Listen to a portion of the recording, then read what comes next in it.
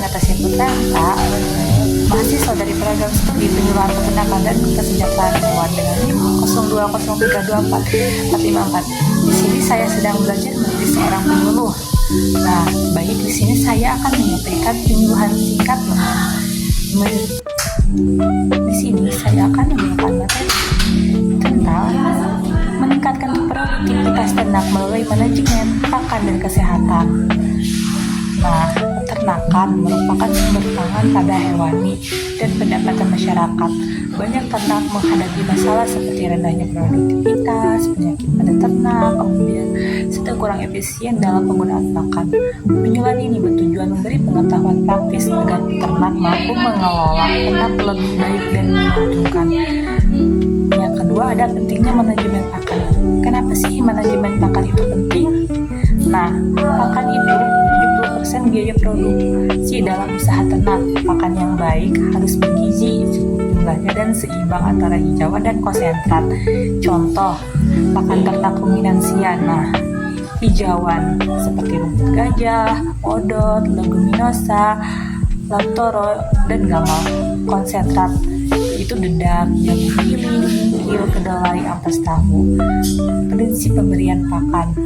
Nah, pemberian pakan ini ada prinsipnya yaitu kualitasnya, yaitu gizi yang cukup, kuantitas dari kebutuhan ternak. Tidak sembarangan dikasih, harus sesuai kebutuhan ternak kita.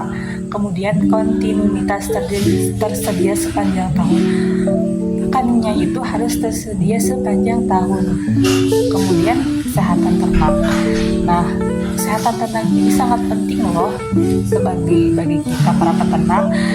Ingin mempunyai ternak yang sehat akan tumbuh lebih cepat, produktif, dan bernilai jual tinggi. Upaya menjaga kesehatannya yaitu dengan menjaga kebersihan kandang, kemudian memberikan vaksinasi rutin, mengisolasi ternak sakit, kemudian mengatur sirkulasi udara dan sinar matahari di kandang. Maka ternak kita akan sehat kalau kita menerapkan cara-cara yang tadi. Kemudian penyakit umumnya itu yang sering dialami oleh hewan ternak itu seperti cacingan, diare, flu burung pada unggas, dan mastitis pada sapi perah. Itu tuh harus dicegah ya, ibu-ibu dan bapak. Kemudian ada manajemen perkandangan. Manajemen perkandangan, kandangnya itu harus nyaman, bersih, dan aman. Maka hewan ternak yang kita miliki itu akan terasa nyaman.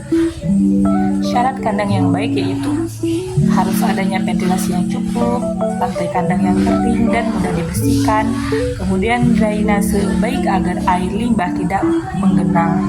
Jarak kandang dari rumah minimal 10-15 meter. Nah, kemudian ada pemasaran hasil ternak.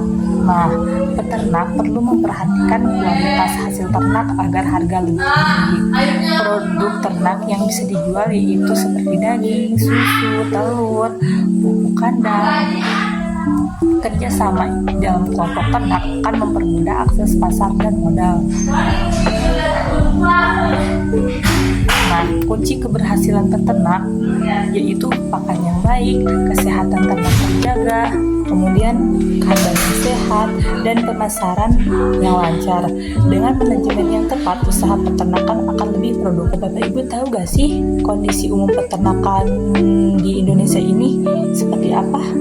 Sektor peternakan di Indonesia memiliki potensi besar dalam penyediaan protein hewani, lapangan kerja, dan peningkatan ekonomi. Namun masih ada kendala yang sering dihadapi seperti pakan yang kurang berkualitas, penyakit ternak, manajemen kandang yang belum optimal, harga jual produk ternak yang fluktuatif. Jika tidak ditangani, masalah ini dapat menurunkan produktivitas dan pendapatan peternak. Jadi untuk mengatasi masalah tersebut perlu dilakukan penerapan teknologi dan inovasi dalam beternak seperti pakan yang berkualitas itu menggunakan pakan fermentasi atau silase untuk menekan biaya dan meningkatkan gizi. Kemudian manajemen kesehatan ternak, vaksinasi rutin, sanitasi kandang, dan pencegahan penyakit menular. Kemudian teknologi produksi inseminasi buatan itu sangatlah penting untuk mempercepat perbaikan genetik. Pengolahan hasil ternak susu dapat diolah menjadi keju dan yogurt, daging bisa dibuat olahan sehingga nilai jual lebih tinggi. Baik, segitu yang dapat saya sampaikan. Mohon maaf atas kurang atau lebihnya. Wassalamualaikum warahmatullahi wabarakatuh.